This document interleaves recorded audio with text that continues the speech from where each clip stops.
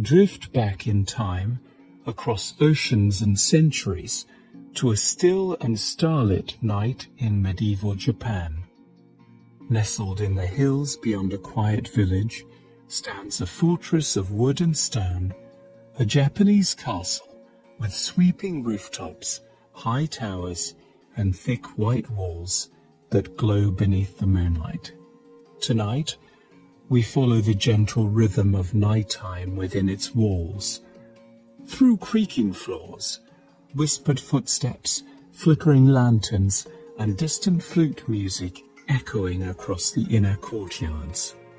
The gates are closed, the guards are posted, and inside, a quiet life breathes beneath layers of silence and shadow. Let your breath slow, let your body relax. As the candles burn low and the wind moves softly through paper screens, we step together into another time, to explore a castle wrapped in sleep.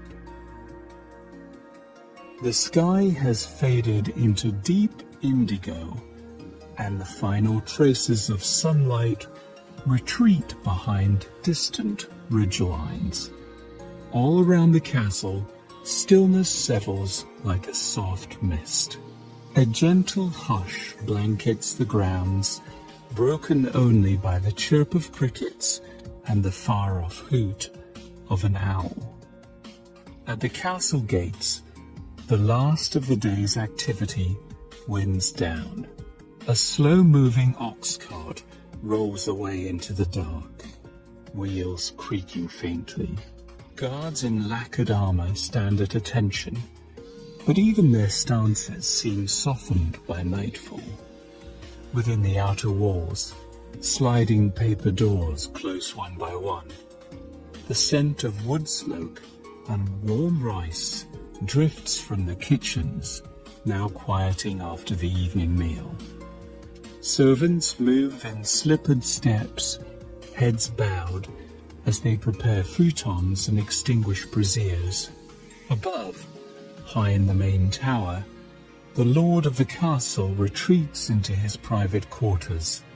He carries a small lantern, its soft golden light flickering against the carved wooden walls. Behind him, a retainer. Silently closes the screen door, muffling the sound of the wind. The castle slumbers, but it is not still. Beneath the layers of hush, life continues, slow, patient, and unseen. Inside the castle's inner quarters, narrow hallways stretch between softly glowing lanterns. Their warm golden light dances across polished wooden floors, catching the delicate grain of cedar and pine. The walls, made of paper and wood, breathe with the air. They sway slightly with the night's breeze, and the flicker of candlelight creates dancing shadows across their surfaces. Silhouettes of folding fans, flower arrangements, and the thin outlines of bonsai trees. A young servant girl pads silently across the floor, carrying a small ceramic lamp. Her steps are measured and mindful. She pauses to slide open a door, bowing as she enters a chamber where her mistress waits. The chamber is spare but elegant. Tatami mats cover the floor, and a single scroll hangs from the wall, bearing calligraphy brushed with delicate strokes. A lacquered tray rests near a brazier, releasing the faint scent of cherrywood smoke. From outside, the distant cry of a night bird echoes, then fades. Inside, all is peace. High in the keep, the lord of the castle settles into his study. The room is dim, illuminated by a single oil lamp that casts a gentle amber hue across aged scrolls and inkstones. Wooden shelves line the walls, each bearing bundles of hand-copied texts wrapped in silk. He kneels at a low writing desk made of dark hinoki wood.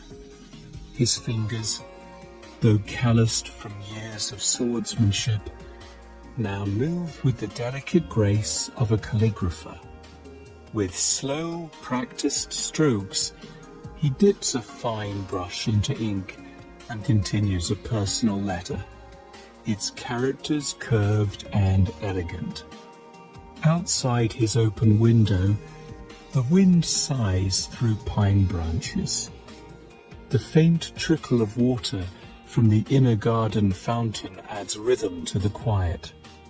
From time to time, he pauses, not to think, but to listen to the castle breathing around him, to the night gently pressing in from beyond the walls. Then, with a slow exhale, he returns to his writing. Up along the outer ramparts, 2 sentries walk slowly in the dark, their armor faintly clinking with each careful step. The torches set into sconces burn low, casting long shadows over the stone path and wooden railing. The air is cold at this height. A breeze tugs at their sleeves and rustles the banners overhead. One guard pauses and peers out beyond the wall. Far below, the village lies quiet, its rooftops outlined by the moonlight, its lanterns long extinguished.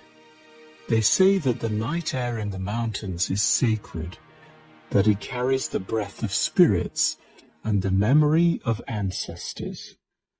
Perhaps the guards believe this too, for they speak little and walk with reverence. Beneath them, the castle is still. Only the faintest sounds drift up, the creak of wood, the shuffle of sandaled feet, the distant chirp of insects in the garden. All is as it should be. The guards turn another corner and continue their patrol, silent and watchful beneath a sky heavy with stars.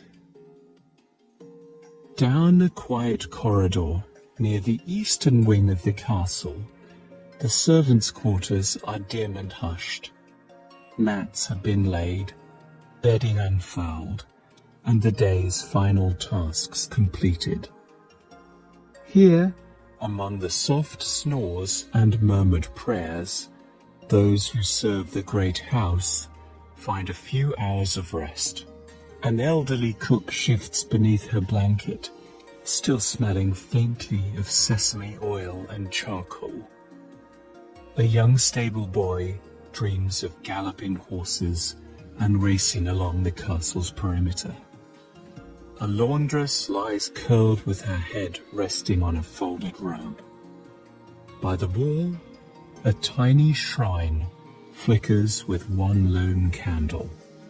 Its flame reflects off the brass offering cup, where a few grains of rice and a sliver of pickled plum rest for the spirits.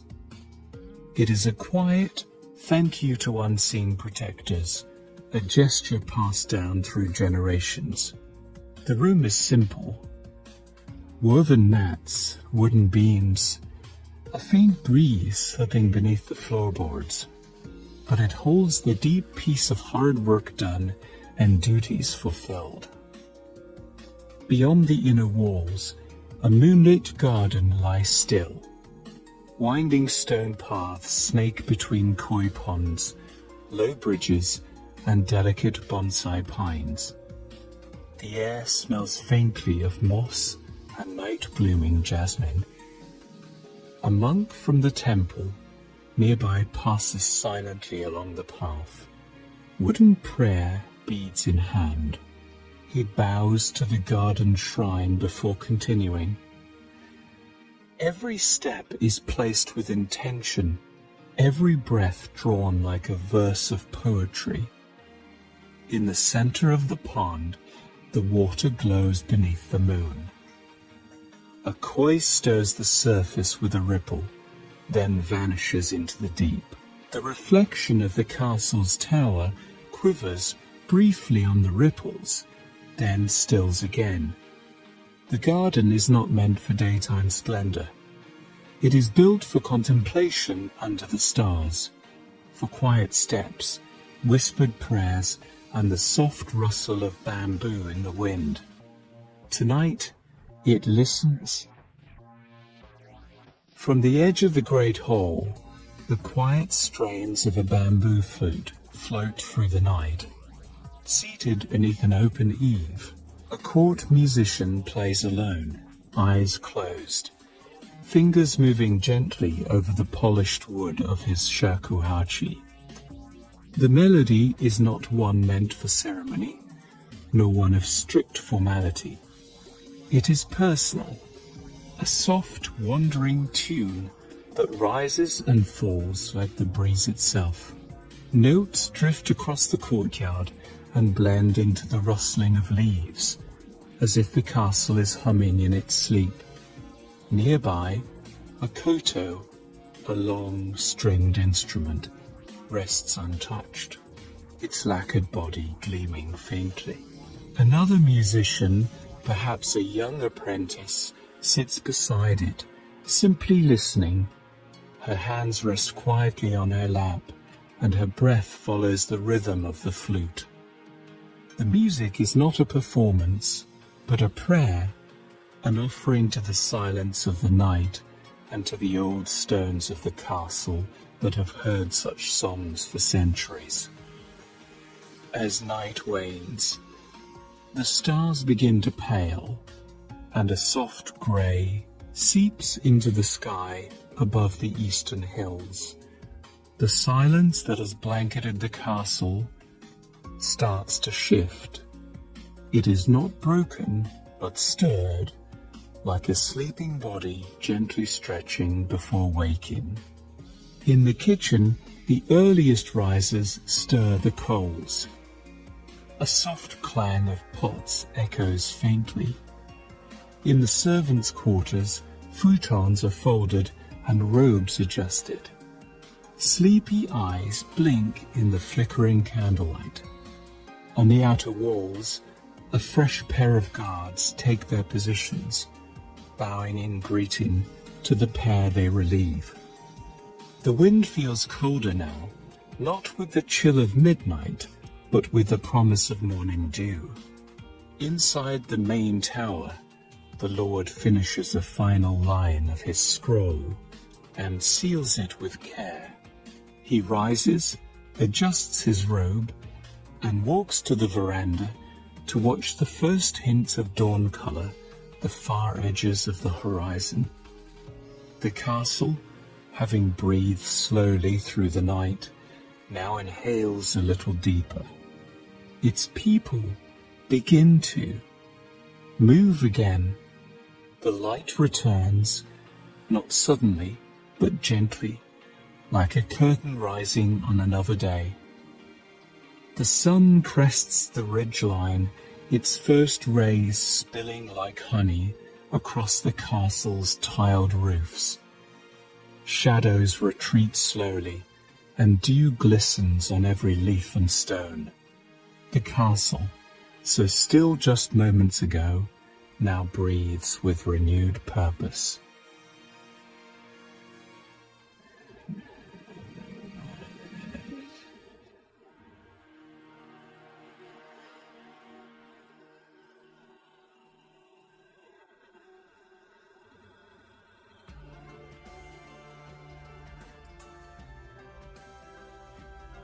Children begin to stir in the village below. The clang of a blacksmith's hammer rings out faintly. Chickens scurry in paths, and the day begins anew. But something of the night remains. In the quiet corners, in the hush between movements, there lingers the memory of darkness, the serenity of 1,000 dreams dreamt in silence beneath ancient beams and moonlit walls. For the castle is not just a place of defense or power. It is a living rhythm, a cradle of tradition, a sanctuary of breath and shadow, light and time. It sleeps, it wakes, and it remembers. And so, with the light of morning fully upon it, the castle opens its eyes, calm, ancient, and ready once more.